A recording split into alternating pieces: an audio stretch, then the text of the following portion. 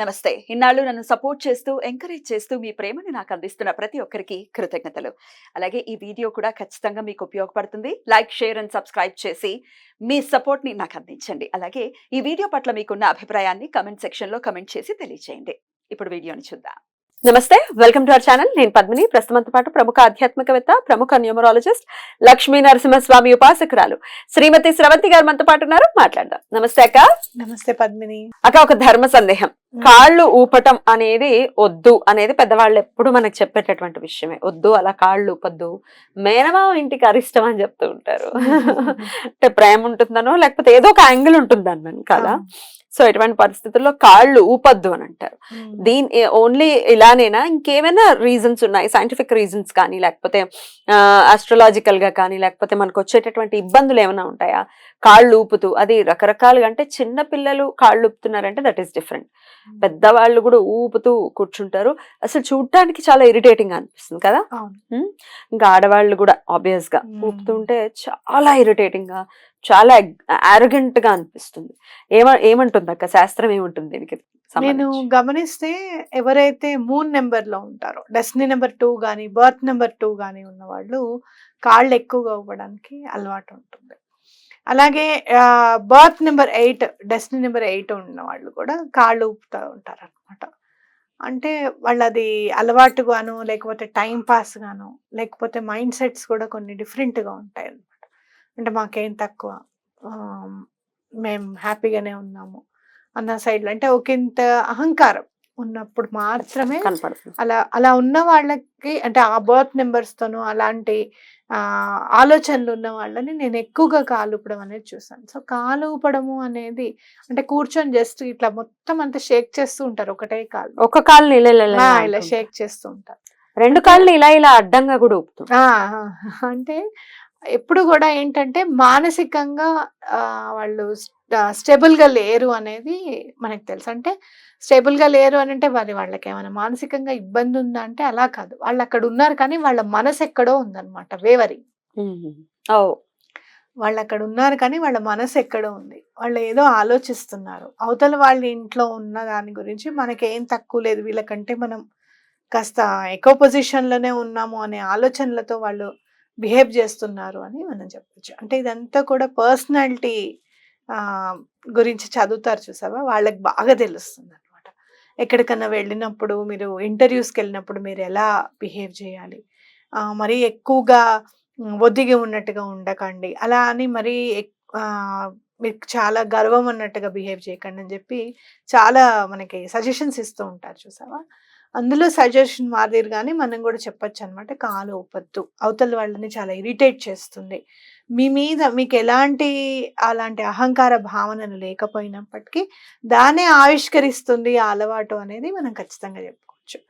అట్లాగే ఆస్ట్రాలజికల్ గా ఏమన్నా అంటే గనక మూన్ ని చాలా ప్రభావితం చేస్తుంది. అట్లా ఊపకూడదు. నెగటివ్ ఎఫెక్ట్స్ అనేవి మనకి చాలా ఇస్తుంది. ఎట్లా అయితే రాహు గురించి చెప్పాలి అని అనుకుంటే, రాహు ఎప్పుడు కూడా మనని ఏ పని అయితే మనం చేయకూడదో ఆ పని చేయిస్తాడు అనమాట. ఒకవేళ గనక రాహు గనక ఇన్వాల్వ్డ్ ఉంటే కనుక, మీ బర్త్ నెంబర్ 4 అయ్యింది, డెస్టినీ నెంబర్ 2 ఉండి, లేకపోతే బర్త్ నెంబర్ 2 అయ్యి డెస్టినీ నెంబర్ 4 ఉంటే కనుక, రాహు ఎప్పుడు కూడా ఏ పని అయితే చేయకూడదో దాన్ని మీకు ఇంపార్ట్ చేయాలని చూస్తూ ఉంటాడు అనమాట. అప్పుడు మీరు ఎవరికి వాళ్ళే దాన్ని సరి చేసుకోవాలి. ఇప్పుడు ఏదన్నా విషయం ఇంకొకళ్ళు చెప్పితే వినాలి అని అంటే మనకు తెలీదా, అదేముంది, మనం ఏమైనా ఇబ్బంది పెడుతున్నామా అవతల వాళ్ళని అనుకుంటే అనుకొని, ఇప్పుడు ఈ పోకడ ఎక్కువైపోయింది బాగా. తప్పది, నేను కరెక్ట్ ఉన్నానా లేదా అనేది నాకు తెలియాలి, అవతల వాళ్ళు నా గురించి ఏమనుకుంటే నాకేంటి అనే భావన ఈ మధ్య బాగా ఎక్కువ. సంఘ జీవులం మనం, మనం అడవుల్లో బతకట్లేదు కదా. అందరికి నచ్చినట్టుగానే ఉండాలి ఎంతో కొంత, ఈ విషయాల్లో అట్లీస్ట్ నచ్చినట్టుగా ఉంటే అది వాళ్ళకి ఎంతవరకు ఉపయోగపడుతుందో నాకైతే తెలియదు, కానీ మానసికంగా మనకి చాలా ఆనందాన్ని ఇస్తుంది. ఇప్పుడు చూడు, ఎవరైనా ఈ వీడియో చూసి మేము చాలా ఇది చేసామండి, దానివల్ల మాకు చాలా ఉపయోగపడింది అంటే మనకి ఎంత ఆనందం. డెఫినెట్లీ, అవునా కదా. అలాగే మేము ఎప్పుడు ఈ ప్రాబ్లం కోసం ఏం చేయాలా అని చెప్పి మేము ఊరికే యూట్యూబ్ ఇట్లా ఓపెన్ చేయగానే మీ వీడియో కనపడిందమ్మా, మేము అది చేసాము, పద్మిని గారికి కూడా థ్యాంక్స్ చెప్పండి అని చెప్తూ ఉంటారు. అప్పుడు ఎంత సంతోషం అనిపిస్తుంది మనకి. డెఫినెట్లీ. అంటే అవతల వాళ్ళ కోసం కాదు, మన ఆనందం కోసం మనం బ్రతకాలి. అవతల వాళ్ళు మనం మెచ్చుకుంటే మనకే అది మంచిదని అనుకోవాలి. ఆస్ట్రలాజికల్ గా కూడా మనకి కొన్ని అలవాట్లు, అంటే ఎలా అయితే రాహు, మీరు వాష్రూమ్ లోకి మొబైల్ తీసుకెళ్తే రాహు పాడవుతుందని చెప్పాను. అలాగే స్విచ్ వేసిన తర్వాత కరెంట్ ని సరిగ్గా మనం పవర్ ని మిస్యూజ్ చేస్తే రాహు పాడవుతుంది. అంటే లైట్లు వేసి వదిలేయటం, లైట్లెస్ వదిలేయడం మెయిన్. చాలా మందికి ఉండే అలవాటు, మనం బ్యాటరీ చార్జర్ ఉంటుంది కదా, మొబైల్ చార్జర్ ని వేసి పెట్టేసి వేసేటప్పుడు మాత్రమే స్విచ్ గుర్తుంటుంది, తీసేటప్పుడు మాత్రం ఇది లాగేసి వదిలేస్తాం. But very danger. ఎవరైనా చిన్నపిల్లలు నోట్లో పెట్టుకుంటే షాక్ తగిలి ఆ మాట కూడా అనడం ఇష్టం లేదు నాకు. It's very dangerous. సో జాగ్రత్తగా ఉండాలి అనేది మనం ఊహించాలి. అలాగే ఇంకోటి ఏంటంటే మూన్ ఎట్లా మరి కాలు ఊపడం అనేది మూన్ ఎట్లా ఇంపాక్ట్ చేస్తుంది అని అంటే గనక, షేకింగ్ ఉంటుంది కదా, అది మన ఆలోచనలని మార్చేస్తూ ఉంటుంది అనమాట. హార్మోన్స్ ని ఇంబ్యాలెన్స్ చేస్తుంది. మీరు కూర్చునే పొజిషన్ ని బట్టి మీకు కాళ్ళు నొప్పులు ఉన్నాయా, మీకు వెన్ను నొప్పి ఉందా అనేది, ఎలా కూర్చుంటున్నారు మీరు అని చెప్తారు. మీరు చూస్తే చాలా మంది మగవాళ్ళకి పెయిన్ వస్తుంది బాగా, వెన్ను నొప్పి బాగా వస్తుంది, సయాటికా ప్రాబ్లం వస్తుంది అని చెప్తే రీసెర్చ్ చేసి ఏం చెప్పారు అంటే, వాళ్ళు వ్యాలెట్ వెనక పెట్టుకుంటారు. వెనక పెట్టుకున్నప్పుడు ఒక సైడ్ కొంచెం ఎక్కువగా బరువు అనేది ఉంటుంది, కూర్చునే యాంగిల్ మారుతుంది కొంచెం. ఇలా కూర్చుంటాం, దానివల్ల వాళ్ళకి సయాటికా పెయిన్ రావడము, ఎక్కువగా దీని మీద ఇట్లా బరువు పెట్టే వరకల్లా అక్కడున్న నరం డ్యామేజ్ అవ్వడం అనేది జరుగుతుంది. కాబట్టి ఇప్పుడు చాలా మంది ల్యాప్టాప్ బ్యాగ్స్ లో పెట్టుకోవడం అనేది అలవాటు చేసుకుంటున్నారు. అలాగే ఈ షేకింగ్ అనేది కూడా హార్మోనల్ ఇంబ్యాలెన్స్ ని క్రియేట్ చేస్తుంది.